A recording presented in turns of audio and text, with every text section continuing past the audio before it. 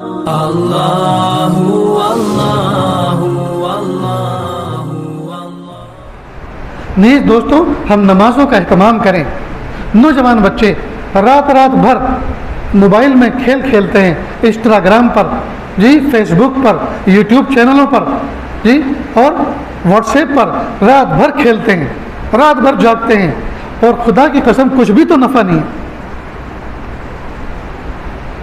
ہم نے جس کو محبت کے الفاظ لکھے، جس نے محبت کی داستانیں سنائی، محبت کے دعوے کیے، حرام تھا یہ سب حرام تھا۔ یہ سب باتیں اس کا جی 10واں حصہ بھی اگر بیوی کے ساتھ گزارتے اور یہ میٹھے میٹھے الفاظ آپ بیوی کے ساتھ جی شیئر کرتے تو بیوی کے دل میں شوہر کی عظمت بیٹھتی، اور یہ عبادت تھا۔ یہ تذکرہ کرنا، یہ جاگنا، اس کے ساتھ پیار بھرا محبت بھرا وقت گزارنا، شیئر کرنا، یہ عبادت تھا۔ اور دوسرے کے سامنے ہم نے یہ ٹائم شیئر کیا، یہ حرام میں گزارا، تو نیکیاں تو صفر ہیں، پلس گناہ اپنے سر پر لاد لیے۔ نیز اپنے گھروں کے اندر جوان بچے اور بچیوں پر نظر رکھو۔ بالغ بچی، اس کو پرسنل فون مت دو۔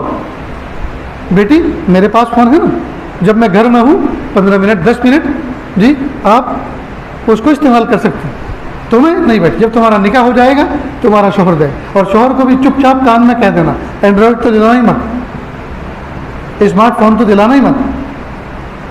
یہ اینڈرائڈ فون، یہ اسمارٹ فون عورتوں کی ضرورت تو ہے ہی نہیں، یہ تو بزنس مین لوگوں کی ضرورت ہے، یہ تو ایجاد کیا بزنس مین لوگوں کے لیے۔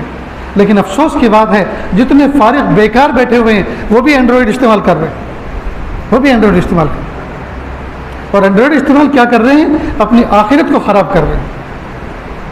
ایک ایک لمحہ قیمتی، سونے چاندی ہیرے جواہرات سے زیادہ قیمتی ایک ایک لمحہ، جس میں ہم سبحان اللہ پڑھیے، سبحان اللہ سبحان اللہ الحمدللہ اللہ اکبر، جس کی بڑی بڑی فضیلت ہے حدیث کی کتابوں میں، کہ اللہ تعالیٰ ان کلمات کے پڑھنے پر بندوں کو جی جہنم سے نجات عطا فرمائیں گے، اللہ اپنا قرب عطا فرمائیں گے، اپنی محبت عطا فرمائیں گے، جنت کے باغوں میں اضافہ ہوگا، جنت کے محلوں میں اضافہ ہوگا۔ قبرستان میں جا کے پوچھو وہ کوئی سبحان اللہ پڑھ سکتے جی؟ اس لیے کہ دارالعمل سے وہ گزر گئے، اب وہ تڑپتے ہوں گے قبروں کے اندر، ہم ایک مرتبہ سبحان اللہ کہہ کر آئیں، اللہ ہمیں چانس دیجئے، ہم ایک مرتبہ سبحان اللہ کہہ، نہیں چانس ملے گا ہمیں، اللہ نے ہمیں چانس دیا ہے تو ہم گنوا رہے ہیں، ضائع کر رہے ہیں۔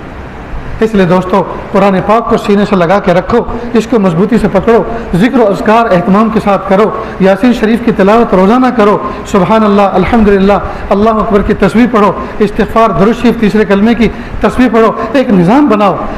جس طرح سے صبح سے شام تک ڈفرینٹ ٹائپ کے کھانے کھاتے ہیں، چائے پیتے ہیں، روزانہ چائے کے ساتھ میں کوئی نہ کوئی الگ اسنیک ہوتا ہے، کبھی برگر ہوتا ہے، کبھی پیزا ہوتا ہے، کبھی باسی روٹی ہوتی ہے، کبھی سالن ہوتا ہے، کبھی تازہ روٹی ہوتی ہے، کبھی باسی سالن ہوتا ہے، کبھی پراٹھے ہوتے ہیں، کبھی گھی سے تلی ہوئی روٹی ہوتی ہے، کبھی بھجیے ہوتے ہیں، کبھی سموسے، کبھی کھمن۔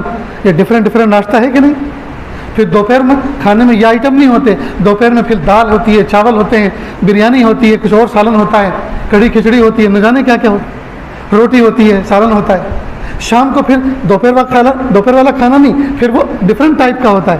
تو دوستو اس مٹی کے جسم کے لیے، اس مٹی کے پیٹ کے لیے ہم ایسے ٹٹمبے کرتے ہیں، دنیا بھر کے ایسے نخرے کرتے ہیں، اور اگر وہی سالن ریپیٹ ہو جائے یا 2 وقت آ جائے تو بیوی پر لال پیلی آنکھیں کرتے ہیں۔ ہم ڈفرینٹ ٹائپ کی نیکیاں کیوں نہیں کرتے؟ بھائی ایک تسبیح سبحان اللہ کی، ایک الحمدللہ کی، ایک اللہ اکبر کی، ایک تیسرے کلمے کی جی، ایک لا الہ الا اللہ کی، ایک درود شریف کی، ایک استغفار کی، تاکہ ڈفرینٹ ٹائپ کے ذکر میرے نام اعمال میں جمع ہو جائیں۔ کبھی تلاوت کی عبادت جی، کبھی ذکر کی عبادت، کبھی خدمت خلق کی عبادت، کبھی بھوکوں کو کھلانے کی عبادت، کبھی پیاسوں کو پلانے کی عبادت، طرح کی عبادتیں ہم کیوں نہیں کرتے دوست؟